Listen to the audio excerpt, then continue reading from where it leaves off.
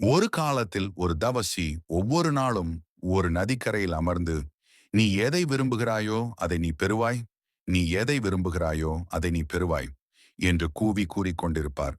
அந்த வழியாக செல்வோர்கள் இவரை ஒரு பைத்தியக்காரர் என நினைத்து அவருடைய வார்த்தைகளை பெரிதாக எடுத்துக்கொள்ளவில்லை. ஒரு நாள் அந்த தவசி வழக்கம் போல கூறிக்கொண்டிருந்த போது ஒரு இளம் வாலிபன் அந்த வழியாக சென்றார். அவர் முகத்தில் ஏமாற்றமும் கவலையும் தெரிந்தது. வாழ்க்கையில் வெற்றி காணாமல் தவித்துக் கொண்டிருந்தார். அந்த தவசியின் குரலை கேட்ட இளம் மனிதன் அவரிடம் நெருங்கி, "ஐயா, நீங்கள் எது வேண்டுமானாலும் கிடைக்கும் என்கிறீர்கள். எனக்கு தேவைப்படுவதை கொடுக்க முடியுமா?" என்று கேட்டார். அந்த தவசி பொறுமையாக கேட்டுவிட்டு மெதுவாகச் சொன்னார், "ஆம் மகனே, எதை வேண்டுகிறாயோ அதை நான் தருவேன். ஆனால் அதற்கு முன் என்னை நம்பி நடக்க வேண்டும். முதலில் உன் ஆசையைச் சொல்."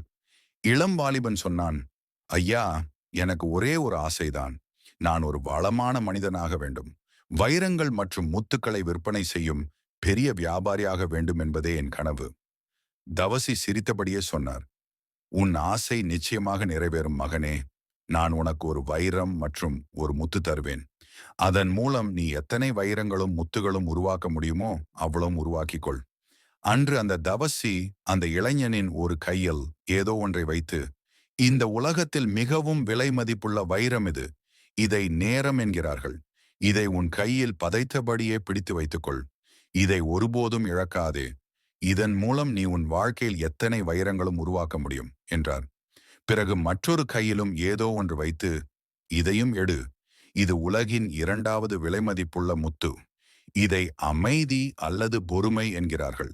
உன் நேரத்தை செலவழித்தும் உடனடியாக விளைவுகள் இல்லை என்றால் இந்த முத்துவை பயன்படுத்து. இதை வைத்திருப்பவனுக்கு எந்த வெற்றியும் சாத்தியம்" என்றார். அந்த இளைஞன் அந்த வார்த்தைகளை கவனமாக கேட்டார். அத்தவசியின் வார்த்தைகள் அவனது வாழ்க்கையை மாற்றியது. அந்த நாளிலிருந்து நேரத்தை வீணாக்காமல் பொறுமையுடன் உழைக்கத் தொடங்கினார். ஒரு பிரபலமான வைர வியாபாரியிடம் வேலை செய்ய தொடங்கி நேரத்தை முழுமையாக பயன்படுத்தி நேர்மையுடன், கடின உழைப்புடன், பொறுமையுடன் தொழிலை கற்றுக்கொண்டார்.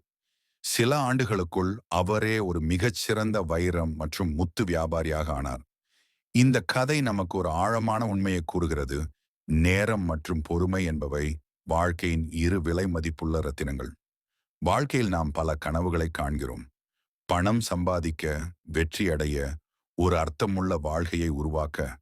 ஆனால் பலர் சீராக செயல்படாமல் நேரத்தை கழித்து விடுகிறார்கள், அல்லது எதிர்பார்த்தது போல் நடைபெறாத போது பொறுமையை இழக்கிறார்கள்.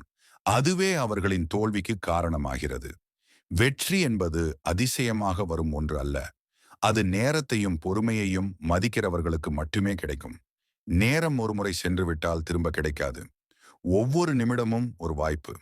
பொறுமை என்பது விளைவுகள் உடனடியாக இல்லை என்றாலும் தைரியமாகவும் நிலையாகவும் செயல்படும் சக்தி.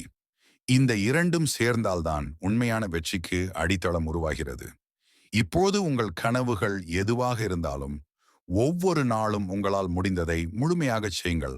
அவசரமில்லாமல், நம்பிக்கையுடன். ஏனென்றால் ஒவ்வொரு நாளும் நீங்கள் நேரத்தையும் பொறுமையையும் சரியாக பயன்படுத்தினால் வெற்றியை நீங்கள் நம்பி காத்திருக்க வேண்டியதில்லை. நீங்களே வெற்றியை உருவாக்குவீர்கள். நேரம் மற்றும் பொறுமை, இந்த இரண்டு விலை மதிப்புள்ள ரத்தினங்களை பிடித்துக்கொள். பிறகு இந்த உலகத்தில் எதையும் அடைய முடியாததில்லை.